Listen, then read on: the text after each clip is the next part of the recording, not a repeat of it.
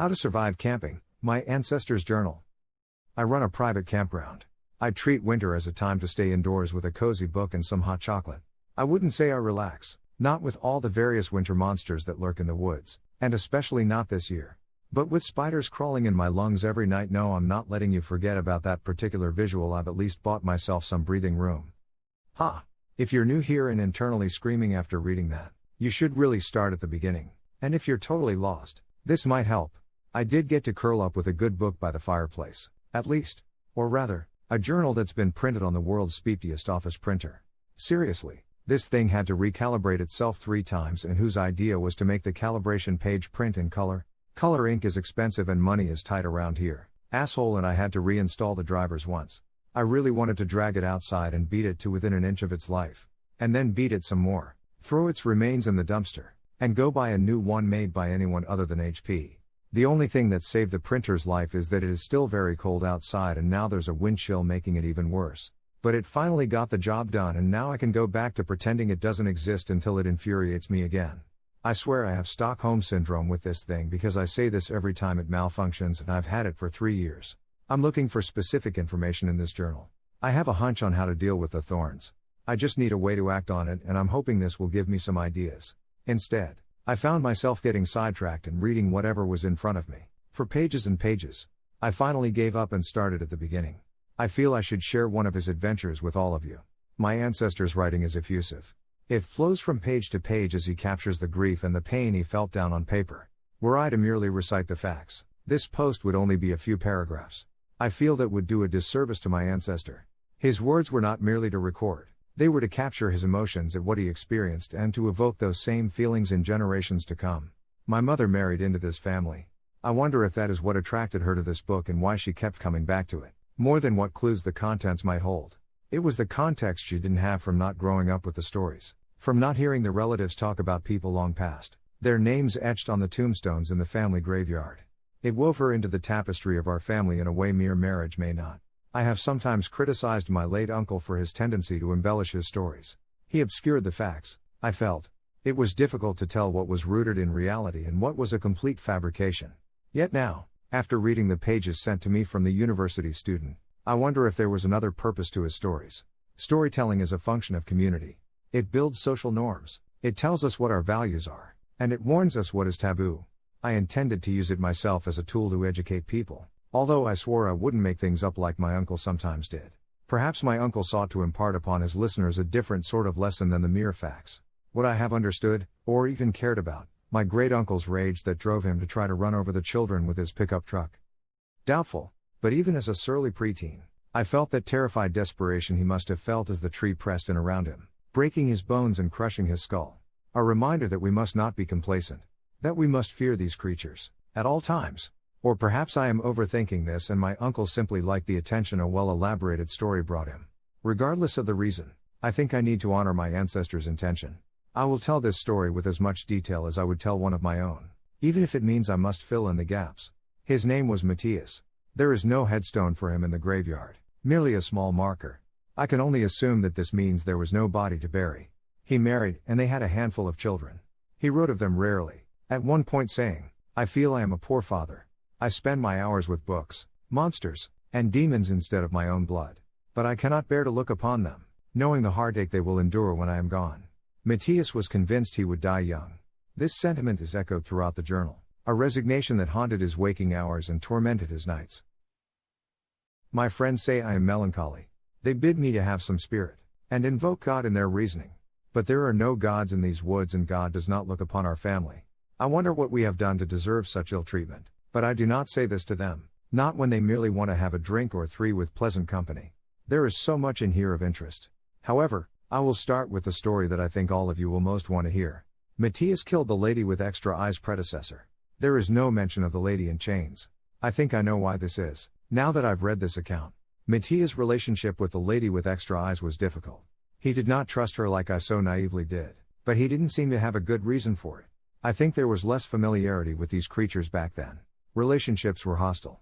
While the lady hadn't done anything malicious against him, he was suspicious of her motives and sometimes wrote of her as if she were an evil thing. I feel her eyes upon me. She watches me when I venture into the woods.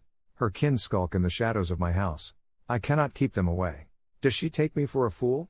Does she think I do not see the malice in her eyes? She has enough of them with which to betray her intentions. I admit at this point in the journal I began to wonder if perhaps he had started all of this with his own paranoia. If he'd interpreted the presence of the spiders as ill intent and sought the lady out and murdered her for nothing more than his own fantasies. People have done terrible things on flimsier conspiracies.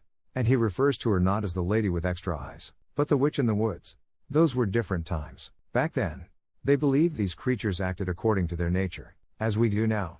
But they also believed those natures were born of evil. Still, her help was invaluable.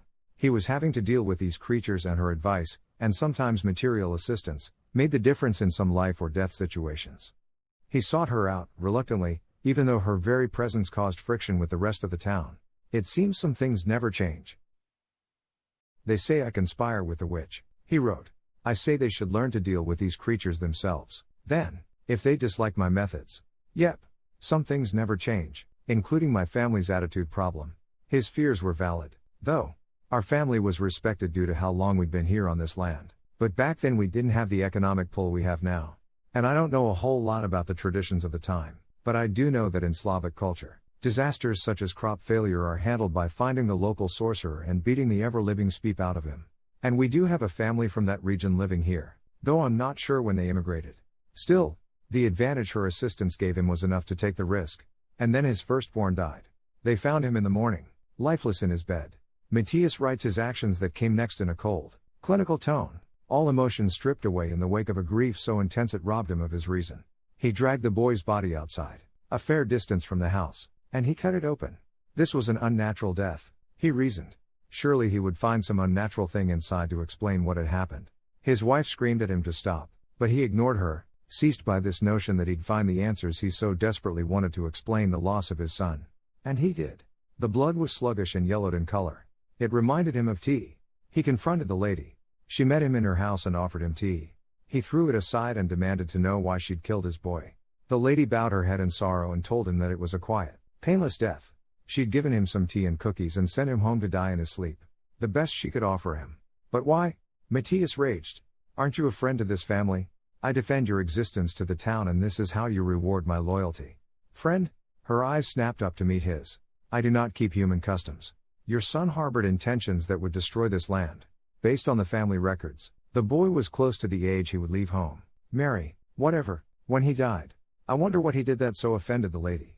Perhaps he intended to sell the land someday. Regardless of the reason, Matthias was enraged. He attacked the lady. I suspect you all can predict how that turned out for him. She revealed her true face to me, he wrote. Monstrous legs sprouted from her back, holding her body aloft as if it were nothing more than a doll. I fled, and no sooner had I escaped the house did she erupt from it behind me, her legs stabbing violently into the ground as if they were spears. Matthias ran. He had not drunk the tea, so he was not poisoned and weak.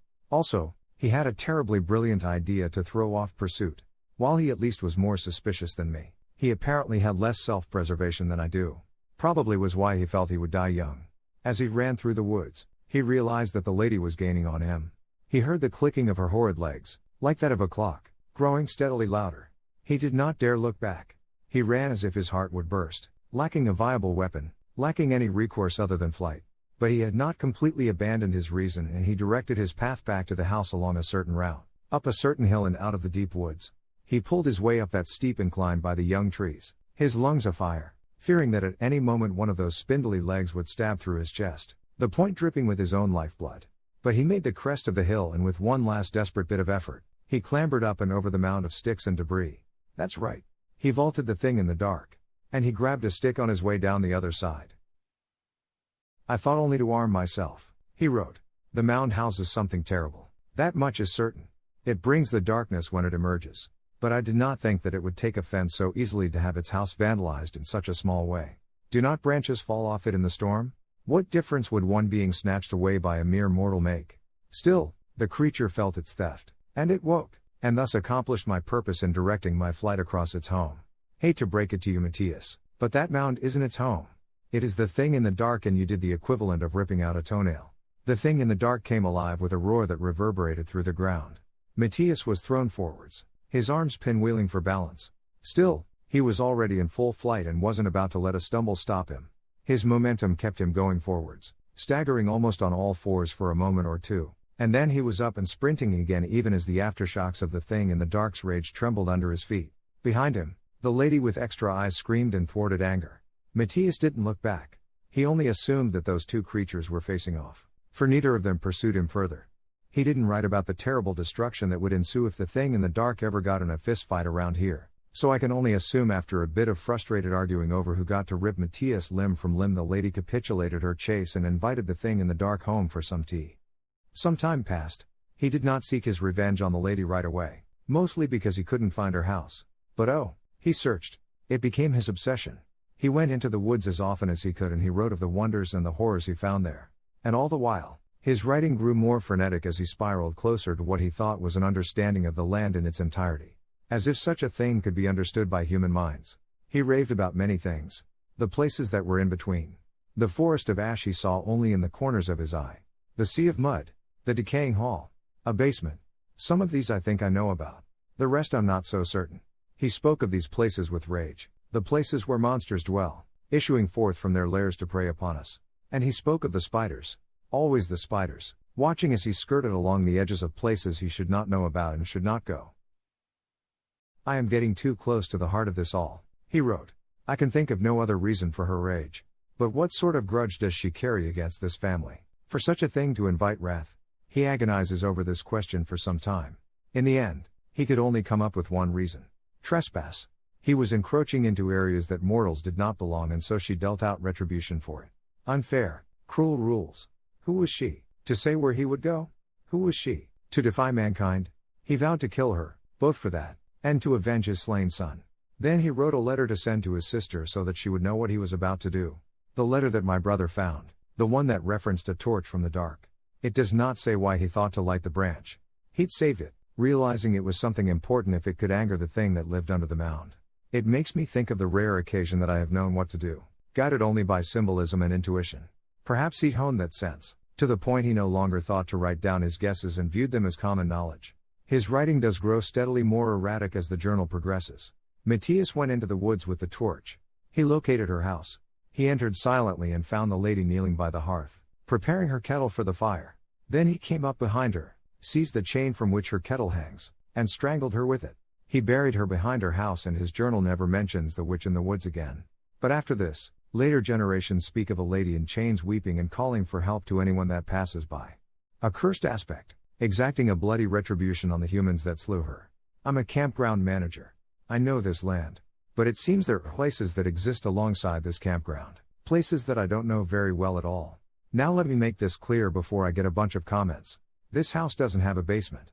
It's been partially rebuilt a number of times now for renovations and extensions, so I doubt there's much left of the original structure.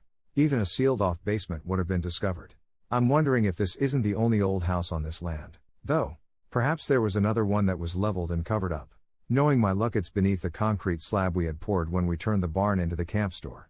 As for the other locations, the decaying hall could be the vanishing house, I suppose. The sea of mud we've seen, when I went to kill the hammock monster. The forest of ash is likely the grey world, though it sounds like he never entered it, at least, not before he vanished forever. I wonder what other places exist alongside this world. The in-betweens, he called them. Neither heaven nor hell nor earth, but somewhere else, forgotten and disused. A place where the inhuman things of this world found refuge and rest. He would tear them all down, he said, if he were but given the power to do so. Read the full list of rules. Visit the campground's website.